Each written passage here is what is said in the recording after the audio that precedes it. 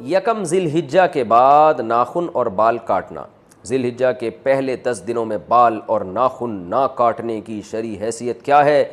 کیا یہ صرف قربانی کرنے والوں کے لیے ہے یا سب مسلمانوں کے لیے ہے؟ نیز اگر کسی کی حجامت زیادہ بگڑی ہوئی ہو تو کیا وہ ان دنوں میں بال بنوا سکتا ہے؟ رحیم داد 4 سدہ سے۔ ذی الحجہ کا چاند نظر آ جائے تو حدیث میں آتا ہے کہ وہ شخص جس نے قربانی کرنی ہے، قربانی کا ارادہ ہے جس کا، ہر آدمی کے لیے نہیں ہے، جس نے قربانی کرنی ہے، جس کا ارادہ ہے، ظاہر ہے مالدار کا ارادہ ہوتا ہے، اور اگر غریب کا ارادہ بن گیا ہے، واجب تو نہیں ہے غریب پر لیکن وہ ارادہ کر لیتا ہے، تو اس کے لیے بھی مستحب حکم یہ ہے کہ وہ ناخن اور بال نہ کاٹے، یعنی چاند نظر آنے سے پہلے کاٹ لے اور پھر ان 10 دنوں میں نہ کاٹے، اور وہ جب کاٹے جب جانور کے گلے پہ چھری چل جائے۔ یہ افضل عمل ہے، بہتر عمل ہے، لازم نہیں ہے، اور یہ افضل بھی اس صورت میں ہے کہ بعض دفعہ یہ ہوتا ہے کہ 40 دن ہونے والے ہیں اور ناخن بال آپ نے کہیں کاٹے نہیں ہیں، تو پھر 40 دن کی مدت سے زیادہ تو پھر یہ ناجائز ہو جائے گا، تو پھر ایسی صورت میں بہرحال آپ کو کاٹنے پڑیں گے، یعنی بہت زیادہ اگر ناخن بال بڑھ گئے ہیں اور 40 دن کی مدت پوری ہونے والی ہے تو پھر آپ کے لیے کاٹنا ان بالوں کو واجب ہے۔ قربانی اپنے وطن میں ہو تو بال وغیرہ کس حساب سے کاٹیں گے؟ بیٹا لندن میں رہتا ہے اور قربانی کراچی میں ہوتی ہے، کیا وہ اپنے بال وغیرہ کراچی کے حساب سے قربانی کے بعد کاٹے گا؟ نزہت صاحبہ کراچی سے۔ جی ہاں، کیونکہ حدیث میں آتا ہے کہ جو بال یا ناخن نہ کاٹے جائیں، جو کہ افضل عمل ہے، واجب نہیں ہے، تو وہ اس صورت میں ہے جب جانور کے گلے پہ چھری چل جائے تو پھر کاٹ سکتا ہے۔ تو جب کراچی میں اس نے قربانی کی اور یہاں جانور کٹ گیا تو وہ لندن میں ہو یا امریکہ میں ہو بال کاٹ سکتا ہے۔ قربانی کی عبادت کا آغاز کب ہوا؟ کیا قربانی حضرت ابراہیم علیہ السلام کے زمانے سے شروع ہوئی ہے یا اس سے پہلے بھی ہوتی تھی؟ نیز یہ حضرت ابراہیم علیہ السلام سے پہلے جو نبی تھے وہ کس چیز کی قربانی کرتے تھے؟ عثمان گوجرانوالہ سے۔ قرآن سے اشارہ ملتا ہے کہ قربانی حضرت ابراہیم علیہ السلام سے پہلے بھی ہوتی تھی، مگر اس شکل میں نہیں تھی، وہ دوسری شکل میں تھی۔ اذ قربا قربانا فتقبل من احدهما ولم يتقبل من الاخر۔ قابیل اور حابیل نے قربانی پیش کی تھی، قابیل کی قبول ہو گئی، حابیل کی قبول ہو گئی، قابیل کی رد ہو گئی، تو اس سے بھی متبادر یہی ہوتا ہے کہ انہوں نے جانور ذبح کر کے اللہ کے ہاں پیش کیا تھا، لیکن کوئی صحیح یقینی مستند بات نہیں ہے اس بارے میں۔ البتہ ابراہیم علیہ السلام سے پراپر اس سنت کا آغاز ہوا ہے، ان کو بیٹے ذبح کرنے کے لیے لٹایا گیا اور پھر انہوں نے اللہ کے حکم کو پورا کیا اور اللہ نے بیٹے کے بجائے ایک جانور دے دیا ان کو۔ تو ہم جو قربانی کی سنت کو پورا کرتے ہیں وہ ابراہیم علیہ السلام کی سنت کو۔ تو پہلا سب سے بڑا مسئلہ یہ ہے کہ قربانی واجب کس پر ہے؟ قربانی واجب کس پر ہے؟ لمسم عوام کی سہولت کے لیے ایک نصاب بیان کرتا ہوں جو علماء بتاتے ہیں۔ 52.5 تولہ چاندی تقریباً 45 سے 50 ہزار یا 55 ہزار، یہ آج کل ریٹ چل رہے ہیں، آپ دیکھ لیجیے گا نیٹ پر۔ تو اتنی مالیت کا کسی کے پاس سونا ہو یا چاندی ہو یا تجارتی مال ہو، تجارتی مال کہتے ہیں وہ سامان جو بیچنے کے لیے آپ نے خریدا ہے، یا کیش رقم ہو، یا یہ کہ ضرورت سے زائد سامان، ضرورت سے زائد سامان کہتے ہیں وہ سامان جو پورے سال بھی استعمال نہ ہوتا ہو، تو ایسی کوئی چیز اگر آپ کے پاس اتنی مالیت کی پڑی ہوئی ہے، یا ایک نہیں 2-4 چیزیں مل کے اتنی مالیت کو پہنچ جاتی ہیں، یعنی خلاصہ یہ نکلا کہ آپ کے جو استعمال میں آنے والی چیزوں کے علاوہ آپ کے پاس اتنی مالیت کی مال موجود ہے اور ضروری خرچے اس میں سے نکال دیں، قرضے نکال دیں، وہ سب نکال کے بھی اتنے پیسے آپ کے پاس بچتے ہیں 50 55 60 ہزار تک، تو پھر آپ پر قربانی واجب ہے۔ یہ بہت مختصر بتا رہا ہوں کیونکہ اگر میں اس کی نصاب کی ڈیٹیل میں گیا تو پورا کلپ اسی میں نکل جائے گا، تو لم سم ایک بتا رہا ہوں آپ کو کہ اتنا اماؤنٹ کسی کے پاس ہو تو اس پر قربانی واجب ہے۔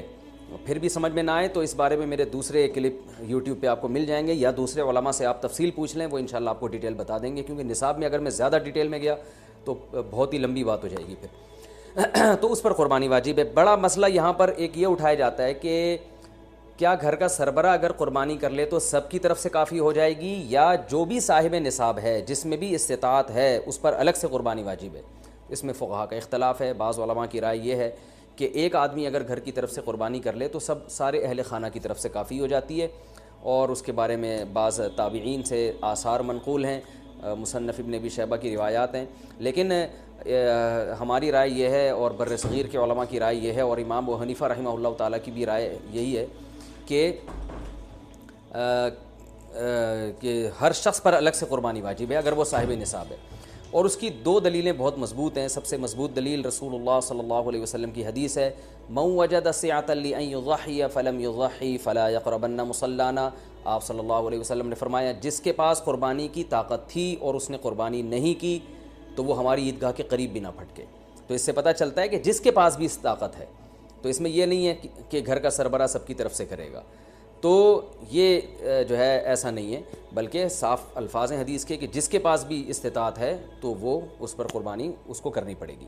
اور دوسری دلیل یہ ہے کہ عبادات میں کہیں بھی ایسا نہیں ہوتا کہ ایک کی عبادت دوسرے کی طرف سے کافی ہو جائے، تو اس پر قیاس کا تقاضا بھی یہی ہے کہ جب اسلام میں کوئی بھی ایک عبادت دوسرے کی طرف سے کافی نہیں ہوتی تو یہ کیسے ممکن ہے کہ قربانی جو مستقل ایک سنت ابراہیمی ہے وہ ایک کرے اور دوسری کی طرف سے بھی وہ خود بخود ادا ہو جائے، تو یہ اس کا بھی تقاضا ہے۔ بعض حضرات یہ دلیل دیتے ہیں کہ حضرت ابو بکر اور عمر رضی اللہ عنہما قربانی نہیں کرتے تھے۔ اچھا سوری، یہ دوسرے مسئلے کی دلیل ہے۔ تو پہلا تو یہ ہو گیا کہ قربانی ہر صاحب استطاعت پر لازم ہے، بیگم کے پاس اگر زیور ہے اور اتنی مالیت کا ہے تو اس پر بھی قربانی واجب ہے۔ پھر وہ الگ بات ہے کہ اس کی طرف سے میاں اس کی پرمیشن سے کر دے، یعنی واجب تو اس پر ہوگی لیکن ضروری نہیں ہے کہ وہ خود کرے، اس کی طرف سے اس کا میاں بھی کر سکتا ہے اس کی پرمیشن سے، اجازت سے، اور میاں اپنی طرف سے بھی ایک کر دے اور بیگم کی طرف سے بھی ایک کر دے، یعنی گھر کے ایک فرد کرے گا اور سب کی طرف سے کافی ہو جائے یہ نہیں ہے، بلکہ ہر فرد کو الگ کرنی پڑے گی۔ وہ الگ بات ہے کہ اپنے پیسے سے کرنا ضروری نہیں ہے، وہ فرد خود کرے یا کسی سے کروا دے، پھر جب کسی سے قربانی کروائے گا تو اس کو پیسے دے، یا جو قربانی اس کی طرف سے کر رہا ہے وہ خود اپنے پیسے استعمال کر لے تو بھی ٹھیک ہے۔ یعنی یہ بھی ٹھیک ہے کہ آپ کے جو ابا ہیں، آپ کے جو والد صاحب ہیں وہ قربانی کر رہے ہیں اور سب بالغ بچوں کی طرف سے کر رہے ہیں، پیسے کسی سے نہیں لے رہے تو بھی ٹھیک ہے، کوئی حرج نہیں ہے۔ یا شوہر بیوی کی طرف سے کر رہا ہے اور پیسے نہیں لے رہا اس سے تو بہت اچھی بات ہے، ایسا نیک شوہر اللہ میاں سب کو دلائے۔ تو یا بیگم صاحبہ کر رہی ہیں اپنے خرچے پہ اور میاں کی طرف سے بھی کر رہی ہیں، میاں سے پیسے نہیں لے رہی ہیں، تو سبحان اللہ، بہت اچھا لگا آپ کو سن کے، تو ہمیں بھی بہت اچھا لگا۔ تو